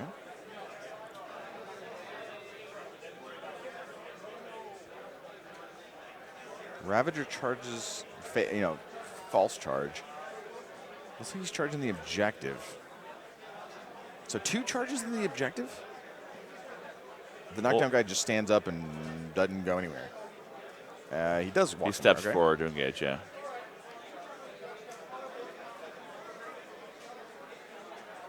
Okay. These are dice off 3 on the objective. That's a really good roll. Yep. First one does 12 points of damage to it. Yep.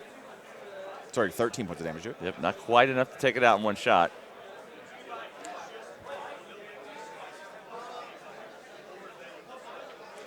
Then he'll buy an attack.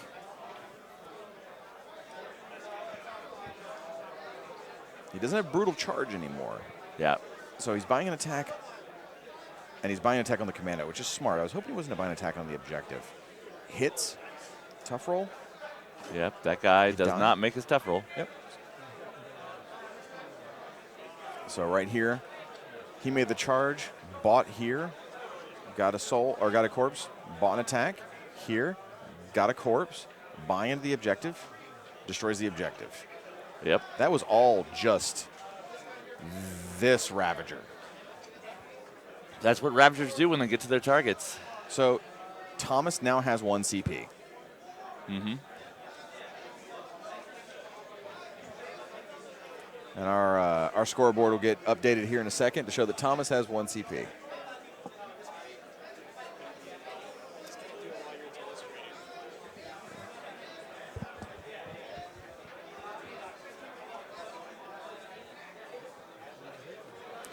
Yeah, and that white man's given veteran leader to all of the Tharn. No, not all of them. He's only. Well, I mean, all the Tharn around him. Other one's close. Yeah, he's probably only catching the 2. The one on Finn and the other guy that was hitting the objective. Yep. So Finn Tuft, it looked like. Yep. That's a knockdown token by him. Like Eilish going to try to walk up and zap him. Looks like the other Ravagers down at the bottom didn't really get anything else done, and obviously one of them stood up. The one at the top hit Finn. He made a tough roll. Eilish is trying to get inside his stealth range here, because while... wait a second.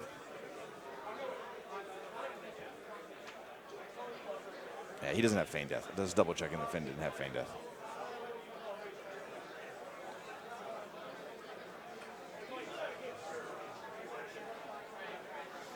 He's got Rise, for sure. And Morvana cannot re-roll mercenary attack rolls with her ability. It is friendly faction only. So he's using the Blood Shaman Warlock attachment just to walk up and stab Finn. So wait, Eilish walked up and missed? Yes, because he could not re-roll. He checked, made sure it was friendly faction only. It was. So. Oh, the Blood Shaman got it done. Yep. She does. She is still, as supporting as she is, she's still got a melee weapon. She still has reach, effectively, old reach, 2-inch melee range. She just walked up and stabbed, knocked down Finn. But Finn did a lot this game. Yeah. And interfered with a bunch of Thomas's plans. Okay. Looks like the Blood Packer are going to activate.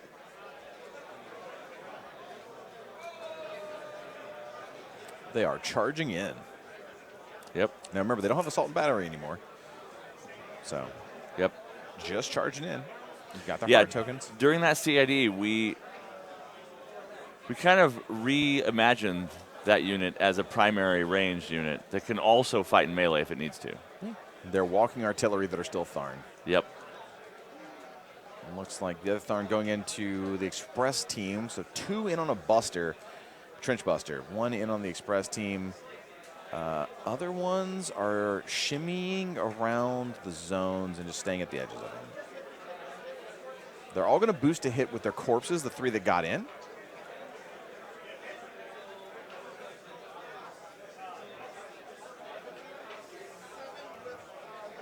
Go against that Trench Technically, the Buster. second one might not be able to boost a hit if this guy kills him. All right, looks like his boosted to hit fails. Morvana takes 3 points of damage to make him re-roll that. So she's right back where she started. Re-rolling the boosted hit. Yep, that does hit. Yep. That Trench Buster's got Dice off 18 armor, 7. though. Does 2 points of damage. He takes it. Can't reasonably re-roll with Morvana. She's only got 3 health left. He almost did it earlier, so he can do it again.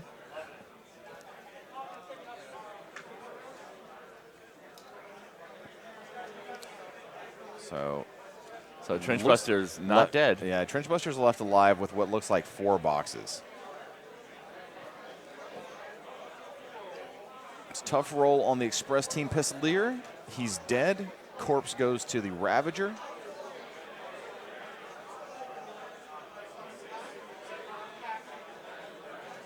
Yeah, these are not Ravagers up there. Their little bow blades are only half-inch melee range, so he cannot engage the big guy with a gun.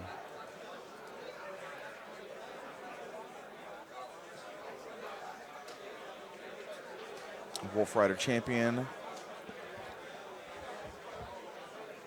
comes up to the Thrall Warrior. Going to punk him. Yep. Knocked him Throws out. a spear at another Risen with the dual attack. Punks a Risen. And then Repo back to the edge of the zone. So that zone is now clear if Thomas wants to go score a point, and here comes the Pureblood. I saw him measuring. See if he's got the range to run up there.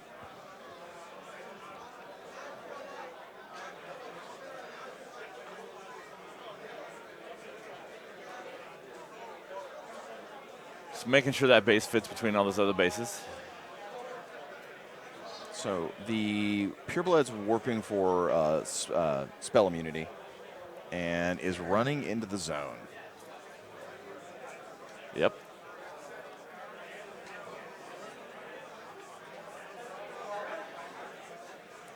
He's riling him up because he is his primary source of fury at the moment. Morvana is just slowly bleeding to death in the back on her goat. She's helping the army, though. Back in the trench. Morvana heals 5 damage. I'll trade 5 white tokens for 5 black tokens.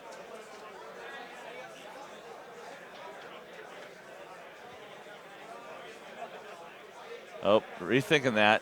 Now he's rethinking that. He might censure instead. Yep. So he casts censure.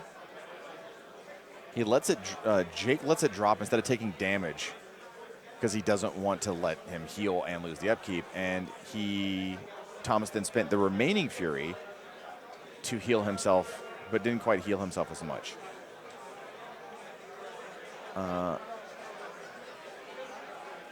Then there was a D3 heal on Morvana. Didn't quite catch where that came from. Yeah, I'm not sure. Is it a Sentry Stone? Did he activate the Sentry Stones to heal? Might have been. Yeah, he said a little fast, and there's a little bit of background noise in the room, so I wasn't sure where that came from.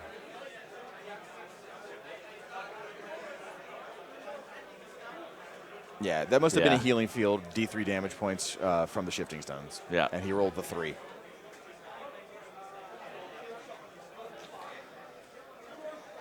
He sent the white mane up against the Trench Buster. Did 2 damage, unfortunately. Well, that Trench Buster is a trench baller because he's Well, not going anywhere. With that shield, he's got 18 armor and lots of hit points. So he's a beefy guy. Oh, and he's re-rolling, taking a damage. Wow.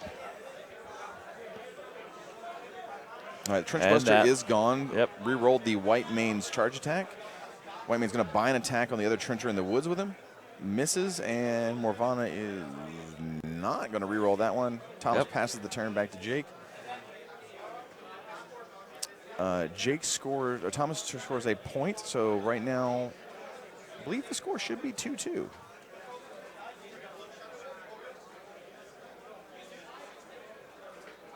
As we go into round 6. Yeah, he has managed to come back, but his army. Actually, no, I'm sorry. This is still round 5. Jake went second. Yeah.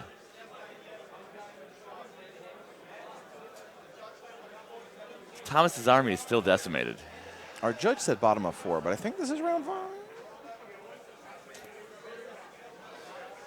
I've been letting you keep track of that. I usually count the judges to keep Yeah. track of that, but Yeah. let's see.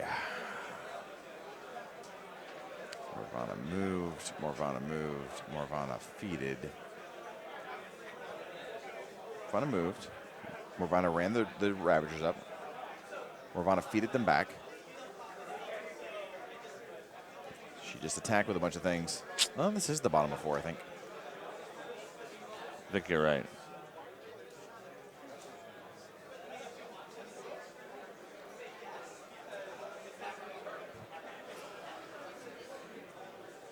So he's cast a spell on those long gunners.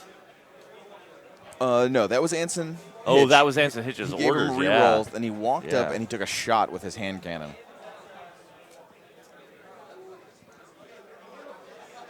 Long gunners are going to aim. Doing a 4-man into the Ravager in the pool. Dice -1. He gets to reroll damage. Does less damage on the reroll, only doing 3. Rapid healing, they heal 1. Only taking 2.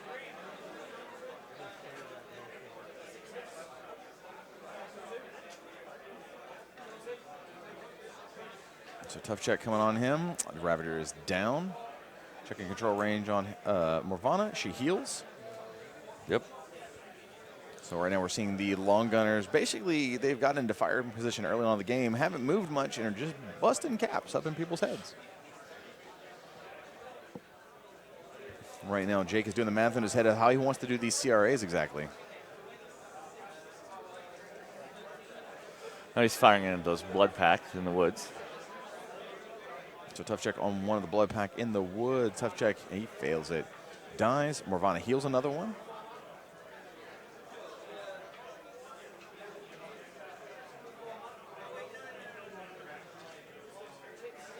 These are a lot of 4 model shots.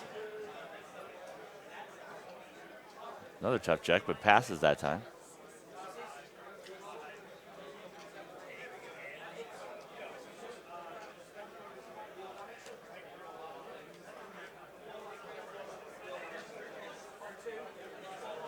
Yep, so it looks like Jake did kill him with the reroll on the damage off the long gunners. Thomas should heal another one. Looks like the last 4 CRAs are going into the Ravager that's closest to Morvana on the bottom side.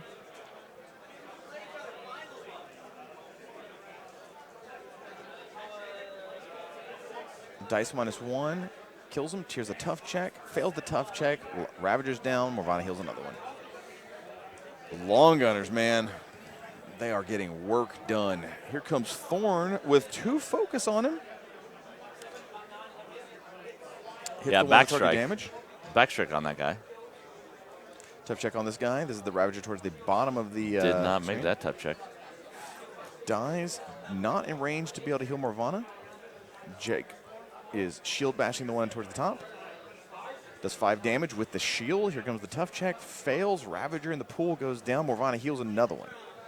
Yep, there's one Ravager in that unit again. Yep. Commandos are going in. They're going to see if they can actually get the job done this time. We have 4 charges from Trencher Commandos into a single Ravager, who has a damage box left. Hits, charge attack, anatomical means no tough. Kills him. There's no tough roll. Failed it anyway. Out of range to heal Morvana. They're going to reposition back in. So that's going to be at least 1 point for Jake, holding the bottom zone. And that flank is completely falling apart now. There's nothing down there anymore. Yes. Thomas is in a wee bit of trouble. Yep.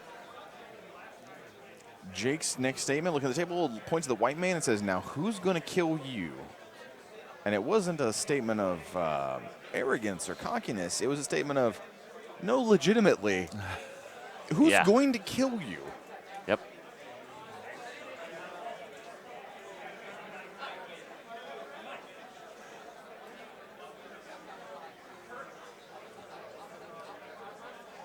So Ragman is activating. Ragman is going to back up, and he's going to Bone Shaker one of the blood packs. Love this spell. Misses the Bone Shaker. Not so good when it doesn't happen. Yeah. You got to hit with things. Yeah, you do need to hit with They things. they don't matter if they don't hit. Yeah. There's a bit of a crowd starting to be around the table. You see Zombie Dude sitting there. Ben from the UK also chilling there. Yeah, that's one of the people that came with Jake. Yeah, one of the people that came with Jake. We saw this fella had his game live streamed last game. Yeah. Let's see who we got back there. Kind of looks like Tony back there, but it wasn't Tony. Kind of looks like Tony. There's Brian Culp back there. Hey, Brian, how's it going? I see you. We're going to go back to the game. Oh, I want to know who that guy on the complete opposite end of the room is. Like way back there against the wall. So all that really happened in the meantime was that Bone Shaker missed. And now it looks like it is Haley time. The Haleys are moving into position, and now we're going to see what they're going to start doing.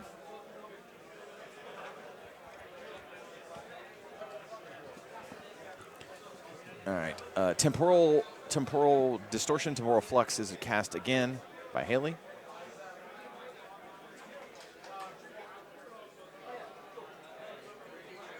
That Tree Walker saves him from getting a hit in that forest. Yeah. True Walker giving him the +2 def against melee attacks while he's in the woods.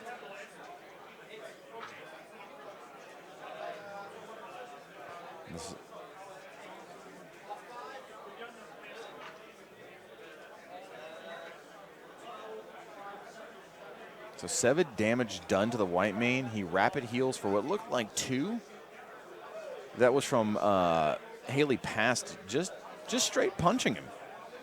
Yep, magic punches. Now Haley Future, who we see, so in case you missed it, this is Haley past right here going into the white man, left him with basically 3 boxes of rapid healing. Haley Future up here, I think she's going to be shooting this way. Yep. No, it looks like she's shooting here, right, straight vertical into that blood pack. Yep.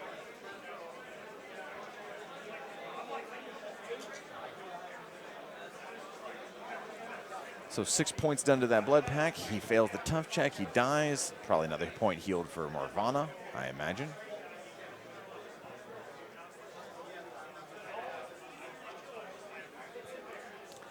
Next shot going into the blood pack next to the pure blood. Does 4 points to him. Rapid healing kicks in. Heals 3. Only takes 1.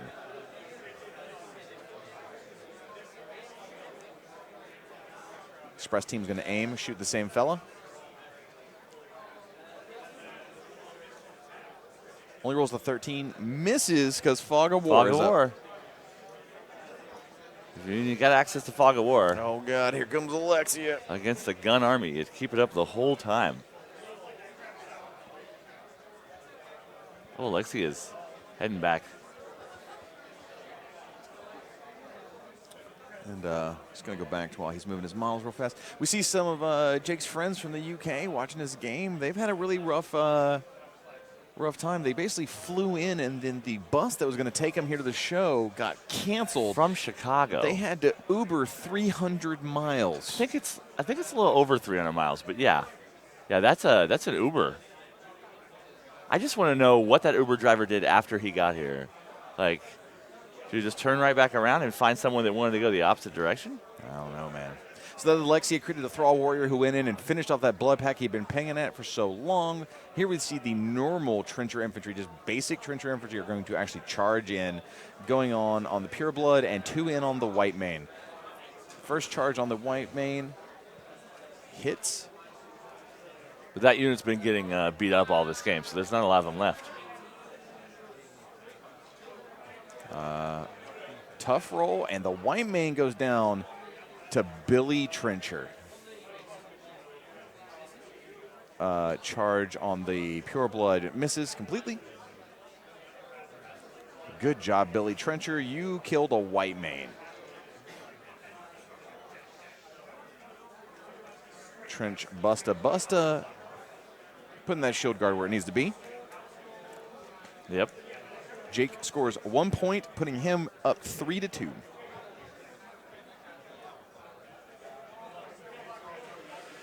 And Thomas is below 10 minutes on his clock. Yep. He's not out of this game, but his army is ragged at this point. This is going to be the rapid acceleration rate of CPs being scored. We are approaching we're in the end game now. Yep. It's bringing that Wolfrider champion down, possibly. Got a proxy base up there to figure out. Barsk Manin in Twitch chat Yes. brings up Ghostbusters by saying, Bustin' makes him feel good. With a lot of extra O's. Yes. All right. Here we go. Looks like no upkeeps for Morvana. Wolf Rider champion goes in. They let Fog of War drop to have all of his fury. Gets within 1 inch of each of the Trencher Infantry. In the back. Goes over the first one. Hits him. 1,000,000 points of damage. Tough roll. It made it tough roll. Made.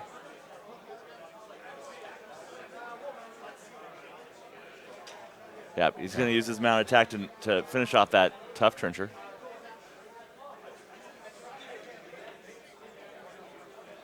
So it looks like walked up, hit him. Tough roll, made the tough roll, used the mount to kill him, then dual attack, threw a javelin, killed the other trencher, repo 5. Wolf Rider champions, folks, free in Devourer's Host. Yep.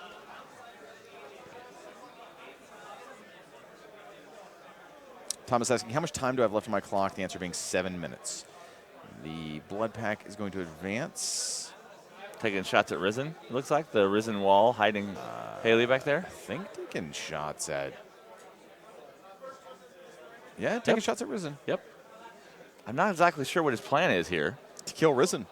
But there is a wall of Risen in front of Haley.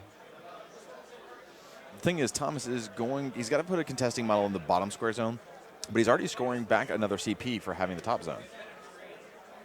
So he can very much tie the CP score again here. And Jake's still at 14 minutes, Halbot says, the way I said Busta Busta, he thought I was referring to the movie The Big Hit. I was.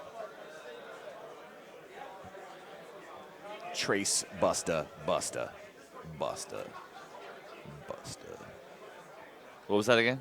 Busta. Ooh. So he's going to try and spray Haley with that pure blood? This just got super spicy.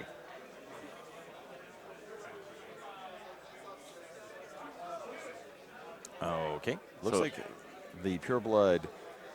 So he's assaulting? Right. Yeah, he is assaulting. He charged. Yep. Boosting to hit Haley. Needs a 12. Gets a reroll on Haley. Takes 1 point of damage on Morvana. Rerolling. Needs a 12 to hit. That is not a 12, right? Nope. Clip that Ragman. Spray is also hitting the Ragman. Misses. Hit the trench buster, though. Hits the trench buster. Oh. Tough That was, roll on the trench buster. Looks like he survived, but gets knocked down. He did. Means he's not going to be available for any shield guards or blocking line of sight. Mm-hmm. Didn't Wraithbane. I don't believe so. Eilish. Eilish Master. walks over. Yeah, Puppet Master's Morvana. Mm-hmm. The Blood Shaman eats Eilish. Oh, he didn't do it because that only gives you a bonus on melee attacks. Yes, he was thinking about getting the Signs of Importance effect, but it does not work on any attack. Specifically, we're talking about the new Tharn Blood Shaman. You're talking about the Blood Ritual ability, target-friendly target-friendly living faction model, which I would have gone and corrected because you can't do it to Eilish. He's not a faction model. Yep.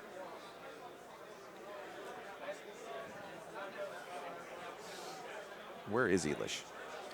He went right above Morvana. There he is.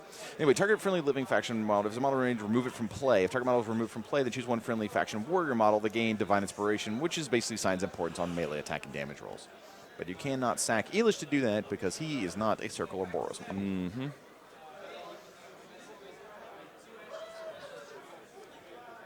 Thomas asking about his clock again because he doesn't want to look away from So what he's trying to do. Thomas is all in on Assassination Plan. Yep. He did clear a line of sight by taking out that one. They asked the judge permission to pause the clock because they're making a very tight formation, and both want to make sure that his intended advance is accurate. Yeah. Both players and the judge agree. No problem.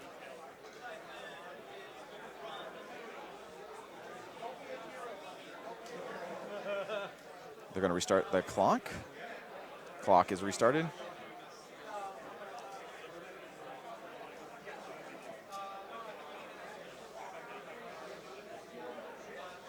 So the shifting stones are going to activate. They're going to just move out of the way. Morvana charges. Both players have agreed where she's charging to. Yep.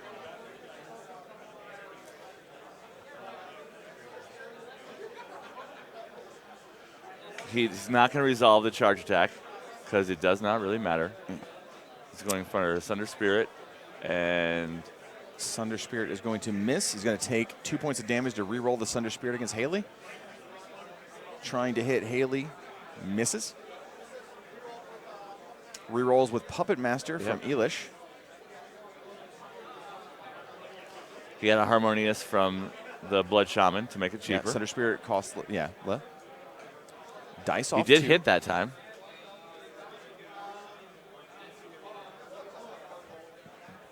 He's got 3 minutes left. Yep, Thomas is deciding if he's going to re-roll by taking damage. He's going to re-roll. He takes 3 points of damage to re-roll the damage roll. That is basically Signs of Importance. It's not Signs of Importance, I'm sorry. I misspoke. Haley takes 4. Yep. Haley's got 9 hit points left. Boosting another Sunder Spirit into Haley. It misses. Misses with a 10. Is he going to re-roll that? Morvana takes 3 points of damage to re-roll. She has 1 damage box left. Hit point left. Okay, boosted Sunder Spirit into Haley. Has to hit. Hits her. He has 1 Fury left. Boost damage.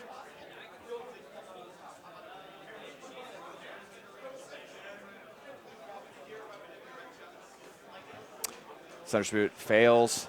Thomas extends the hand. Jake gets the job done. The assassination is no good. Congratulations to Jake Wilstrup for getting that game in. Basically, Jake just ended up winning the attrition war to the point where when it finally caught, they were keeping up CPs, and honestly, Thomas could have scored another CP that turn by leaving his pure blood. But like you said, his force was so ragged. Yeah. He was running low on time. That Jake would have eventually won the peace trade. Yeah. He had just slowly ground him down. That cloud wall and all those guns back there, those long gutters never got touched that whole game, and they were shooting multiple shots per turn. Yeah, and if he could have gotten those Bloodweavers up into there and not have been wiped out by the Commandos, they could have been a real force. But unfortunately, they were a little too close. Those Commandos got to get in and just take care of things. So It was a great game to watch, though. We're going to be back with one more round. We are doing the fourth round of the LCQ starting very shortly because that was one of the last games wrapping up this round. So myself, I'll be back along with Will Pagani, and we'll see you all real soon, so stay tuned. Goodbye.